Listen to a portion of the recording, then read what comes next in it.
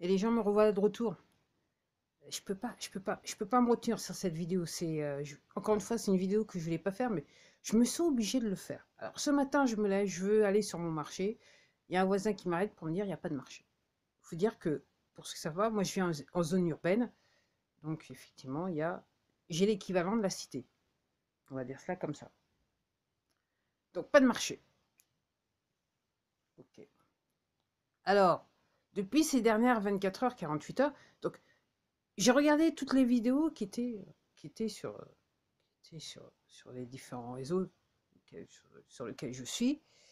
Alors, moi, je ne peux m'empêcher de constater direct, hein, les premières vidéos. Je vois toujours en début de cortège du genre des jeunes habillés tout de noir vêtus, de la tête aux pieds, tout de noir vêtus.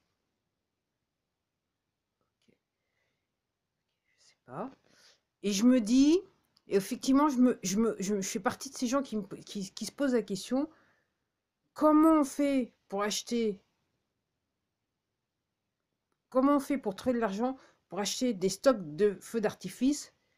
Comment on fait pour venir sur un truc qui est entre guillemets spontané avec comment ça s'appelle? Des scies là, des scies électriques pour pouvoir couper le métal. Comment on fait pour prévoir quand on est dans une action spontanée? Toujours habillé tout en noir, hein. Noir.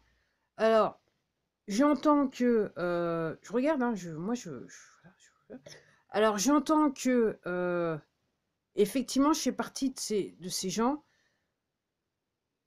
Quand j'ai perdu quelqu'un, j'étais dans la peine, réellement dans la peine. Et j'étais à la ramasse pendant de nombreux mois. Ok, voilà, je l'avoue, je suis peut-être coupable.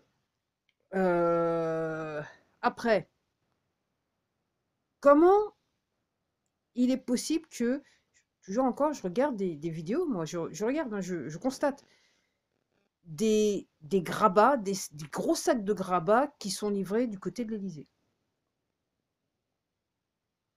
On fait des constructions du côté de l'Élysée.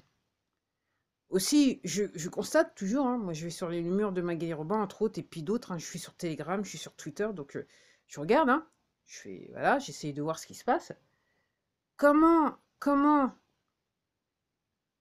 j'ai même oublié ce que je voulais dire, oui, oui, non, voilà, j'ai retrouvé. Donc apparemment, il y a quelqu'un en caméra, donc apparemment qui doit faire partie du service des forces de l'ordre, qui dit que on leur a donné pour information, donc, de ne pas intervenir.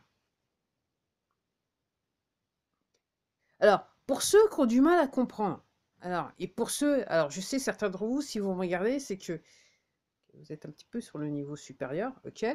Donc, en gros, à la veille de ce 14 juillet, en fait, c'est la grande répétition. En fait, c'est exactement le même scénario qui s'est fait en 1789. Sauf que le but, soi-disant, qui était mis en avant, c'était le peuple voulait du pain pour manger. Là, maintenant, c'est le décès d'un jeune homme. C'est ce qu'on nous dit. Après, il y en a apparemment qui disent, qui sont un peu, qui disent oui, mais il avait des casiers, enfin, un casier, je sais pas, moi je vais pas rentrer, mais c'est quand même assez bizarre. Alors, pour ceux qui ont du mal à comprendre, hein, si vous êtes juste cantonné à l'histoire de 1789, ce qu'on vous dit à l'éducation nationale, effectivement, vous avez un problème. Ok. Si vous avez été recherché, comme j'ai fait, gratter un peu, vous comprendrez qu'en fait, 1789, ça a été organisé, entre guillemets, à l'extérieur de la France par des Britanniques, entre autres, et en gros, ça, comment ça s'appelle? La réunion s'est tenue en Suisse, apparemment, pour renverser Louis XVI. Donc, c'était juste l'histoire du pain, c'était juste un truc pour mobiliser la foule. Alors, comment on fait ce genre de choses? C'est d'une, on crée une histoire, on invente une histoire, on crée une action, une scène qui fait que ça va choquer une partie de la population qu'on sait qui réagit facilement. Donc on crée quelque chose qui fait que les gens, bah, à l'époque, c'était les gens crevaient de faim, donc les gens voulaient à manger apparemment. Là, c'est un petit peu différent. Donc on sait que un plus grand nombre de personnes va se sentir concernées. Alors, si on revient à nos jours, effectivement, un plus grand nombre de personnes se sentent concernées parce que c'est l'un des leurs, quelque part, et surtout, c'est des gens qui, depuis des années, un certain nombre d'années, vivent dans un endroit où vous avez les sbires des poteaux, nommément la police, qui viennent donc dans les cités, qui font tout et n'importe quoi, qui leur tapent dessus, machin. Alors, on me dit, oui, mais il y a des gangs dans les cités. Okay. Alors, les gangs, hein, c'est une autre version des poteaux. Hein. Comme la police, c'est la milice des poteaux. Ok. Donc, en gros,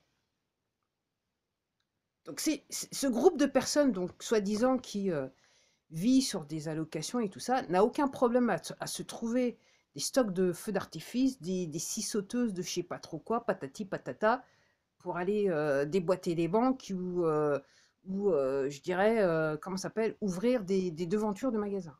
Toujours habillés de noir. Alors, moi, je fais partie de ces gens, c'est mon avis. Donc, moi, comment je comprends comment les poteaux fonctionnent, donc je ne doute pas une seule seconde que les sbires des poteaux sont parmi ces gens habillés en noir. Alors, les sbires, ça peut être des gens qu'on a payés, donc les personnes les plus riches, qui font partie des poteaux, pour foutre la merde, qu'on payé, pour que ces gens-là soient équipés et puissent venir faire ce qu'ils veulent, ce qu'ils sont en train de faire. Et puis aussi, il y a aussi, je dirais, une agitation politique qui est faite de la part des sbires qui sont dans les forces de l'ordre. C'est pour ça que moi, je les appelle la milice ou les criminels de guerre. Donc le fait que j'entends, donc apparemment il y a un mec qui dit qu'on leur a dit il ne faut pas bouger, comme apparemment on leur avait dit il ne faut pas utiliser les gaz lacrymogènes, mais ça gêne personne. De toute façon, il faut se faire le maximum de personnes parce que le vrai but, c'est de mettre la France en ce veille de 14 juillet dans une guerre civile, la faire tomber dans une guerre civile. Alors les gens, il faut penser, il faut penser, il faut penser. Donc si vous avez du mal à comprendre, peut-être revenez au début de la vidéo, voilà, voir un petit peu ce que j'étais en train de vous dire. Il faut penser. Il faut penser.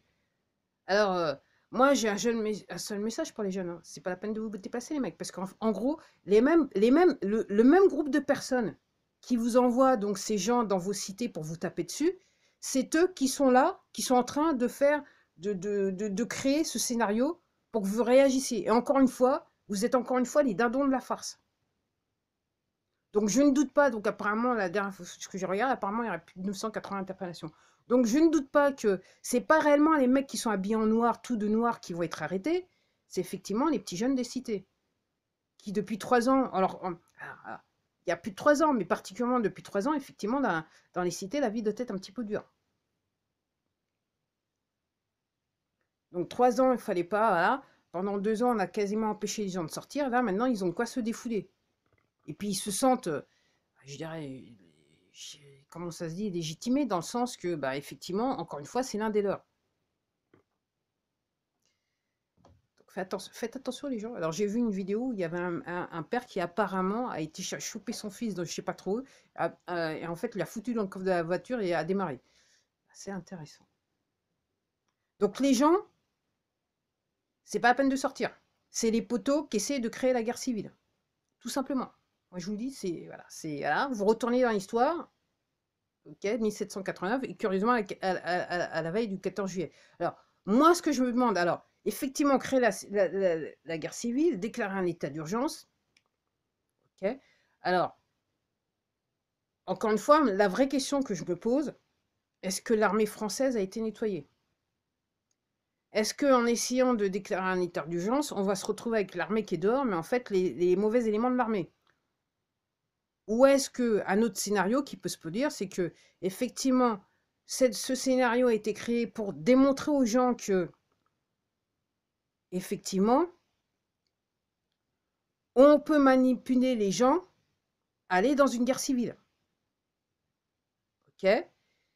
Et vu le nombre de choses qui sortent, moi, pour dire que attention, faites attention, faites attention, faites attention, j'ai peut-être tendance à penser que c'est peut-être un scénario qui a été créé, entre guillemets, pour montrer aux gens qu'on leur ment surtout et que, quelque part, légitimer la venue de l'armée. Mais les bons éléments de l'armée. De toute façon, d'une manière ou d'une autre, on va se retrouver en loi martiale. Et moi, j'ai tendance à dire, comment vous savez, comment on saura si on est dans dans le bons éléments ou alors est-ce qu'on est toujours sur le côté obscur de la force? C'est quel que soit, entre guillemets, si autorité il y aura forcément dans les premiers temps une autorité armée. Ok? Je dirais les premières déclarations qui devraient être faites, normalement, pour un bon sens, ce que je comprends, vu qu'apparemment ça s'est vu dans d'autres pays à l'étranger, c'est plus d'impôts à payer. C'est les premières déclarations faites, plus d'impôts à payer. Et comme effectivement, et certaines institutions qu'on va déclarer hors la loi. Et là, à ce moment-là, j'ai tendance à penser effectivement qu'on sera à ce moment-là plus sur le côté obscur de la force. Alors les gens, vous faites ce que vous voulez, c'est pas à peine de vous déplacer. Hein. C'est un truc des poteaux. Apparemment, Antifa, les Black Blocs, c'est les poteaux. C'est les poteaux qui vous la foutent à l'envers. Et je dirais, si vous vivez dans une cité, ça serait le temps de vous réveiller un peu, quoi. Ça fait des années qu'on vous la met à l'envers, qu'on vous la met profond. Et là, encore une fois, c'est un autre scénario, on essaye de vous la mettre profond, qu'on vous utilise. Et quelque part, vous allez sauter les deux pieds rapidement. Okay. Et clairement, alors on dit, ouais, les gens, les allocations, apparemment, ils ont plus d'argent que... Je crois comprendre. Et puis aussi, je regardais sur Twitter un tweet d'un mec, un Américain, journaliste, mais un journaliste indépendant, qui disait, donc qui avait une que je l'ai retweeté sur mon compte, mais je ne sais pas si ça passera, parce que même sur Twitter, je suis censuré. Et donc c'était une vidéo où en France, il y avait quelqu'un qui tirait en l'air, je crois que c'était à Marseille, avec un fusil à pompe. Et il avait mis, c'est vrai que toutes les armes qui devaient aller à l'Ukraine, il y en a beaucoup, on ne sait réellement pas où elles sont parties. Et sur ce, je vous dis à la prochaine. Bon week-end.